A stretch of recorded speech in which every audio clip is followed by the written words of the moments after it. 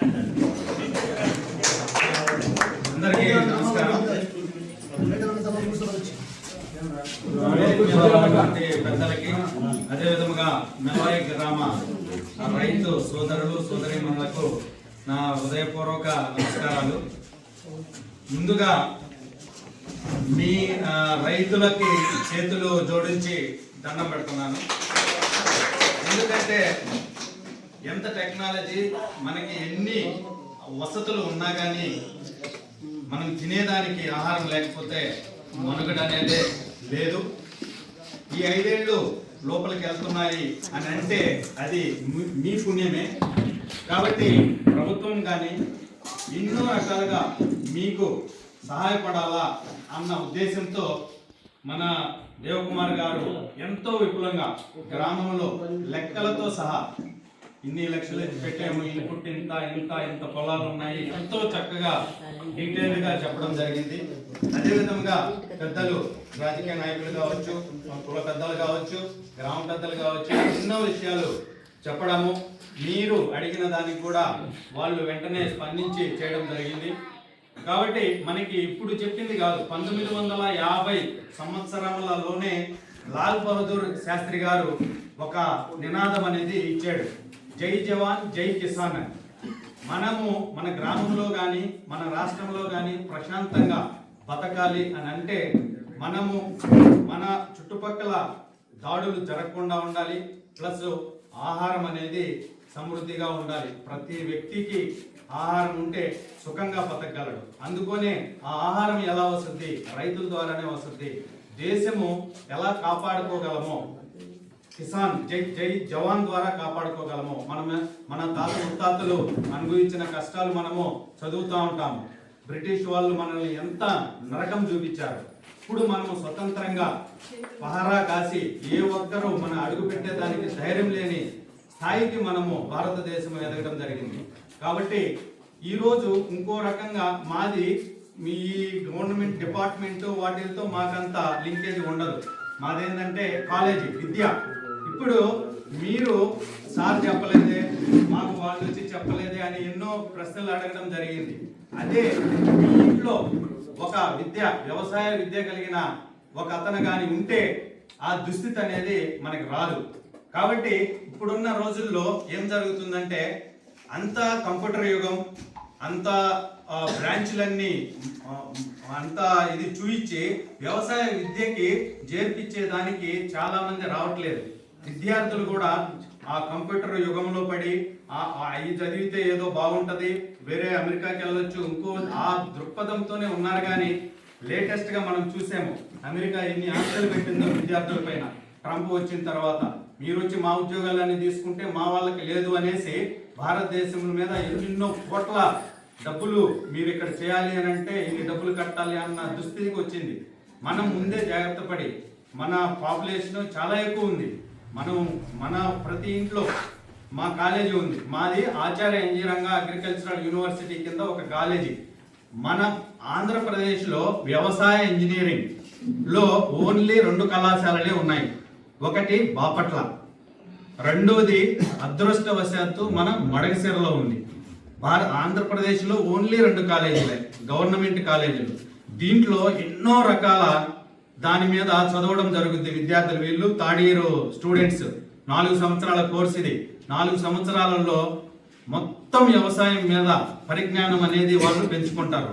అందుకనే మా కాలేజీలో 40% సీట్లు రైతులకి కుటుంబాలకు సంబంధించిన విద్యార్థులకే ఉంటాయి. 40% 100 సీట్లు ఉంటే 40 సీట్లు రైతు వాళ్ళ పిల్లలకే చేర్చుకోవడం జరుగుద్ది. ఎందుకనంటే వీళ్ళు విజ్ఞానం పెంచుకొని వాళ్ళ పొలాల్లో చేసుకుంటారు, ఇంకొకరి పైన ఆధారపడాల్సిన అవసరం లేదు అన్న దృక్పథంతో భారతదేశము ఐసిఆర్ అని ఉంటుంది ఢిల్లీలో, వాళ్ళ గైడ్ లైన్స్ ప్రకారము ఈ విధంగా చేయడం జరుగుతుంది. కాబట్టి ఇప్పుడు నేను కోరుకునేది ఏంటంటే మనం మడేశ్వర కాలేజీ ఉంది. ఎప్పుడైనా ఎంతమంది అయినా అట్లానే ఎంత ఉంటారు. పెనుగొండ రోడ్లో ఉంది, 4 కిలోమీటర్స్ లెఫ్ట్ సైడ్ ఉంది. ఏ రైతు ఎక్కువ రాడు.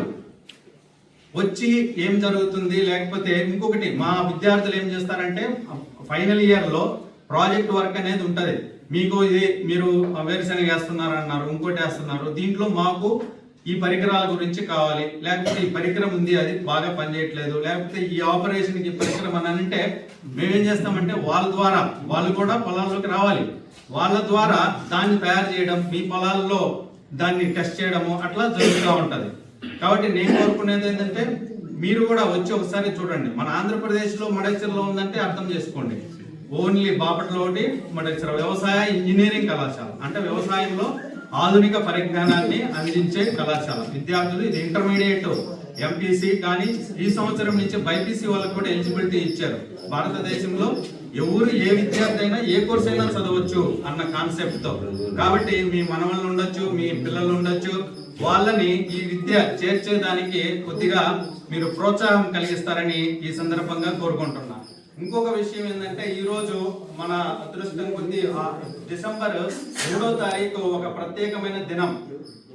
ఏంటది?